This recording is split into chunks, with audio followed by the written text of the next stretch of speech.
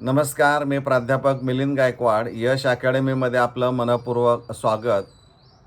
मित्रांनो, अनेक विद्यार्थी विचारत आहेत की सीट नंबर आणि आईचं नाव बरोबर टाकूनही निकाल का दिसत नाही आहे. मित्रांनो, काळजी करू नका. याची प्रमुख कारणं कोणती आहेत? साधारणपणे 3 कारणं आहेत. ही आपण समजून घेणं खूप गरजेचं असणार आहे. त्यामुळं भीतीपोटी वेगळा काही निर्णय घेण्यापेक्षा ही कारणं नीट समजून घेणं खूप गरजेचं असणार आहे. यातलं पहिलं कारण असणार आहे की सर्व्हरवर येणारा ताण. म्हणजे निकाल जाहीर झाल्यापासून राज्यातून एकाच वेळेस लाखो विद्यार्थी या वेबसाईटचा वापर करतात आणि त्यामुळं सर्व्हरवर ताण येतो, लोड येतो आणि त्यामुळं तो स्लो चालतो आणि त्यामुळं आपल्याला रिझल्ट हा पटकन पाहायला मिळत नाही. हे एक कारण असू शकतं.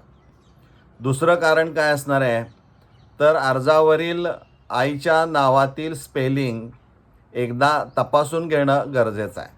कारण बऱ्याच वेळा असं होतं की आपला एक आत्मविश्वास असतो, आपल्याला माहीत आहे म्हणून आपण टाईप करतो, परंतु अर्जावरचं नाव जे स्पेलिंग असणार आहे आणि प्रत्यक्ष तुम्ही निकाल पाहताना जे नाव तिथं स्पेलिंग टाईप करता त्यामध्ये जर तफावत असेल तर तुम्हाला रिझल्ट पाहायला मिळणार नाही. मग अशावेळी तुम्ही जो अर्ज केलेला असणार आहे त्या अर्जावरील किंवा तुमच्याकडे ॲडमिट कार्ड असेल त्यावर जर आईचं नाव असेल तर ते स्पेलिंग व्यवस्थित पाहणं गरजेचं आहे. इथं पहिली जे 4 लेटर्स असणार आहेत आईच्या नावातील, ती किमान पहिली 4 लेटर्स अचूक टाईप करणं गरजेचं आहे आणि मग तुम्हाला तो रिझल्ट पाहायला मिळेल.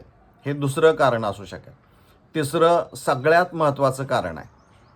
ते कारण असं असणार आहे की काही वेळेस असं होतं की शाळांच्याकडून इंटरनल मार्क्स म्हणजे अंतर्गत गुण हे वेळेमध्ये पाठवले गेले नसणार आहेत आणि त्यामुळंही निकाल तुम्हाला तो दिसणार नाही किंवा काही कागदपत्राची त्रुटी असेल तरी ती शक्यता आहे किंवा कॉपी केससारखे काही प्रकार असतील तरी देखील बोर्ड अशा विद्यार्थ्यांचा निकाल हे राखीव म्हणजे रिझर्वड अशा पद्धतीनं तो ठेवतो आणि त्यामुळं रिझर्वड ज्यावेळी येतो त्यावेळेसही तुम्ही सगळ्या अचूक माहिती भरूनही तुम्हाला गुणपत्रिका म्हणजे मार्कशीट दिसत नाही.